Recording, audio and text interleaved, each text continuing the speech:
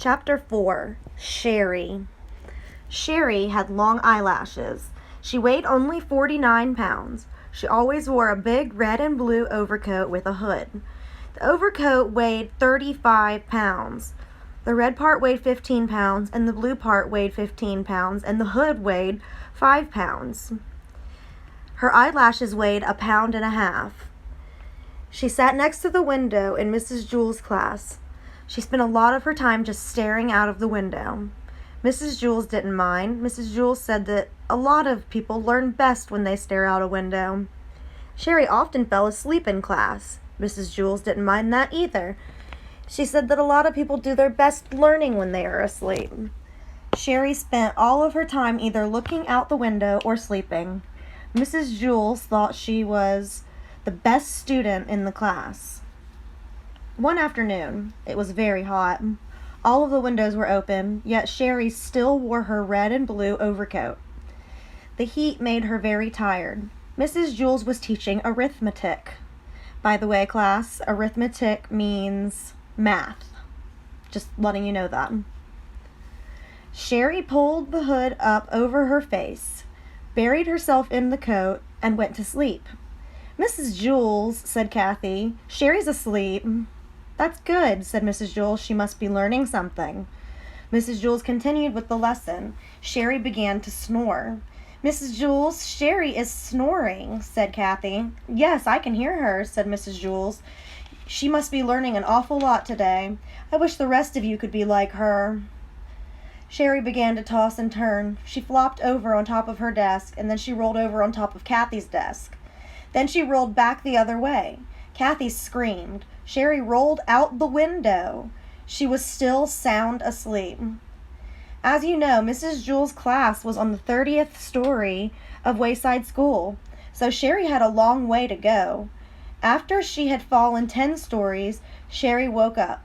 She looked around. She was confused. She wasn't in Mrs. Jewell's class, and she wasn't at home in bed. She couldn't figure out where she was. She yawned, pulled the hood back over her eyes, and went back to sleep. By that time, she had fallen another 10 stories. Wayside School had an exceptionally large playground. Lewis, the yard teacher, was way over on the other side of it when he happened to see Sherry fall out of the window. He ducked under the volleyball net, hurled past the kickball field, hopped over the hopscotch court, climbed through the monkey bars, sped across the grass, and caught Sherry just before she hit the ground. The people in Mrs. Jewell's class cheered. Sherry woke up in Lewis's arms. "Darn it, Lewis," she said. "What did you go and wake me up for?" "I'm sorry, Sherry," said Lewis.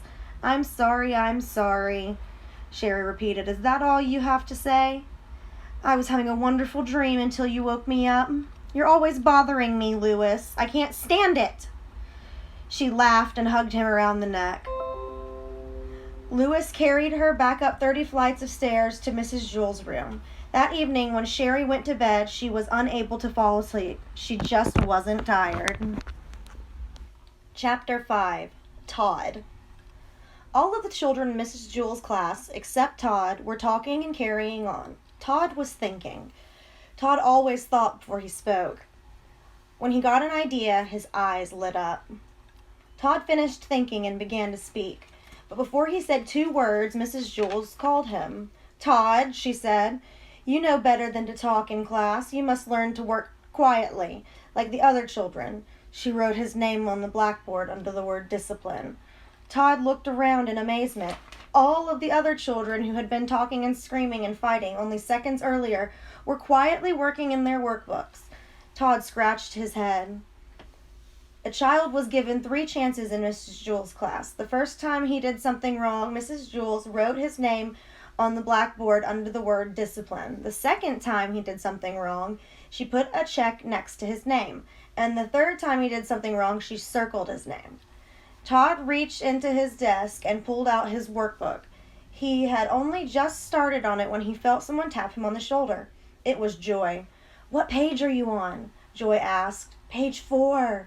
Todd whispered. "I'm on page 11, said Joy. Todd didn't say anything. He didn't want to get into trouble. He just went back to work. 5 minutes later, Joy tapped him again.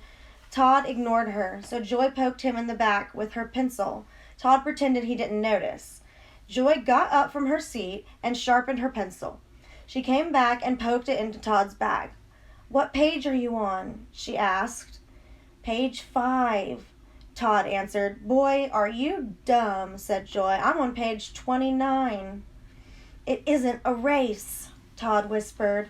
5 minutes later, Joy pulled Todd's hair and didn't let go until he turned around. "What page are you on?" she demanded. "Page 6, Todd answered as quietly as he could. "I'm on page 200, Joy shouted. Todd was very angry. "Will you please let me do my work and stop bothering me?" Mrs. Jules heard him. "Todd, what did I say about talking in class?" Todd scratched his head. Mrs. Jules put a check next to Todd's name on the blackboard under the word discipline. Todd really tried to be good. He knew that if he talked one more time, Mrs. Jules would circle his name.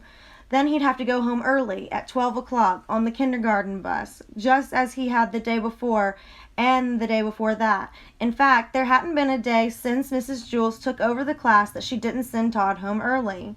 She said she did it for his own good. The other children went home at 2 o'clock. Todd really wasn't that bad. He just always got caught. He really wanted to stay past 12 o'clock. He wanted to find out what the class did from 12 to 2, but it didn't look as though this was going to be his day. It was only 10:30, and he already had 2 strikes against him. He sealed his lips and went back to work. There was a knock on the door. Mrs. Jules opened it. 2 men stepped in wearing masks. "Give us all your money," they demanded. "All I have is a nickel," said Mrs. Jules. "I have a dime," said Marcia. "I have 13 cents, said Leslie. "I have 4 cents, said Damien. "What kind of a bank is this?" asked one of the robbers. "It's not a bank, it's a school," said Todd. "Can't you read?" "No," said the robbers. "Neither can I," said Todd. "Do you mean we walked all the way up 30 flights of stairs for nothing?" asked the robber. "Don't you have anything valuable?" Todd's eyes lit up. "Sure we do," he said. "We have knowledge." He grabbed Joy's workbook and gave it to the robbers. "Knowledge is much more valuable than money." "Thanks, kid," said one of the robbers. "Maybe I'll give up being a criminal and become a scientist," said the other. They then left the room without hurting anybody. "Now I don't have a workbook," complained Joy. Mrs. Jules gave her a new one. Joy had to start all the way back on the beginning. "Hey, Joy, what page are you on?" asked Todd. "Page 1, Joy sighed. "I'm on page 8, laughed Todd triumphantly. Mrs. Jules heard him. She circled his name. Todd had 3 strikes against him. At 12 o'clock he left the room to go home early on the kindergarten bus. But this time when he left, he was like a star baseball player leaving the field. All the children stood up, clapped their hands, and whistled. Todd scratched his head. Chapter 6. BB. BB was a girl with short brown hair, a little BB nose, totally tiny toes, and big brown eyes. Her full name was BB Gunn. She was the fastest draw in Miss Jules' class. She could draw a cat in less than 45 seconds, a dog in less than 30, and a flower in less than 8 seconds. But of course, BB never drew just one dog or one cat or one flower. Art was from 12:30 to 1:30. Why, in this time she could draw 50 cats, 100 flowers, 20 dogs, or several eggs or watermelons. It took her the same amount of time to draw a watermelon as an egg. Calvin sat next to BB. He didn't think he was very good at art. Why, it took him the whole period just to draw one airplane. So instead, he just helped BB. He was BB's assistant. As soon as BB would finish one masterpiece, Calvin would take it from her and set down a clean sheet of paper. Whenever her crayon ran low, Calvin was ready with a new crayon. That way, BB didn't have to waste any time. And in return, BB would draw 5 or 6 airplanes for Calvin. It was 12:30, time for art. BB was ready. On her desk was a sheet of yellow construction paper. In her hand was a green crayon. Calvin was ready. He held a stack of paper and a box of crayons. "Ready, BB?" said Calvin. "Ready, Calvin," said BB. "Okay," said Mrs. Jewls. "Time for art." She had hardly finished her sentence when BB had already drawn a picture of a leaf. Calvin took it from her and put another piece of paper down. "Red," called BB. Calvin handed her a red crayon. "Blue," called BB. He gave her a blue crayon. They were quite a pair. Their teamwork was remarkable. BB drew pictures as fast as Calvin could pick up the old paper and sat down anew. A fish, an apple, 3 cherries, bing, bing, bing. At 1:30, Mrs. Jewls announced, "Okay, class, art is over." BB dropped her crayon and fell over on her desk. Calvin sighed and leaned back in his chair. He could hardly move. They had broken their old record. BB had drawn 378 pictures. They lay in a pile on Calvin's desk. Mrs. Jewls walked by. "Calvin, did you draw all these pictures?" Calvin laughed. "No, I can't draw. BB drew them all." "Well then, what did you draw?" asked Mrs. Jewls. "I didn't draw anything," said Calvin. "Why not? Don't you like art?" asked Mrs. Jewls. "I love art," said Calvin. "That's why I didn't draw anything." Mrs. Jewls did not understand. "It would have taken me the whole period just to draw 1 picture," said Calvin, "and BB would only have been able to draw 100 pictures.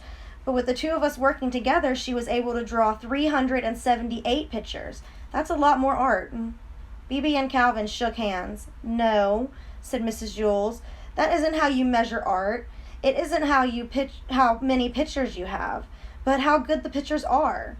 Why, a person could spend his whole life just drawing 1 picture of a cat. In that time, I'm sure BB could draw 1,000,000 cats." 2,000,000, said BB. Mrs. Jewls continued. "But if that 1 picture is better than each of BB's 2,000,000, then that person has produced more art than BB." BB looked as if she was going to cry. She picked up all the pictures from Calvin's desk and threw them in the garbage. Then she ran from the room. "I thought her pictures were good," said Calvin. He reached into the garbage pail and took out a crumpled up picture of an airplane. BB walked outside into the playground. Louis, the yard teacher, spotted her. "Where are you going?" he asked. "I'm going home to draw a picture of a cat," said BB. "Will you bring it to school and show it to me tomorrow?" Louis asked. "Tomorrow?" laughed BB. "By tomorrow, I doubt it will even be finished with 1 whisker."